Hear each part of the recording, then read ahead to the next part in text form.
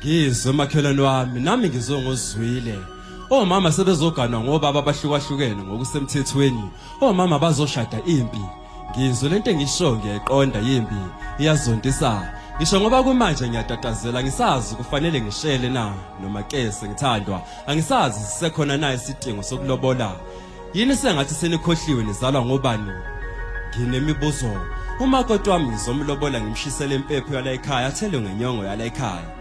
Ebese shada nomunye amlobole nomunye bamshisela impepho agcinele usiko lokuleso sibongo ebese biza siphi isibongo esami kanjani kungesiyo wami ngedwa nithini ngamadlozi akithi engawazisa lo muntu ngami angeke ngishaye angiwaxovi yini ngoba labantu bayizithutha angiwaxovi yini amadlozi sengilele nomfazi othele ngenyongo yakomunye umuzi lezi zingane sizizala zikhula ziqonda kanjani indlela. Sanikhohliwe singama-Afrika thina, asisoze sabamhlophe thina, asinawo umona thina, sawufaka impucuzeko sizama ukuzenzani nabezizwe. Noma kunjalo sihluleka, inzondo ikhula njalo sizondana njalo.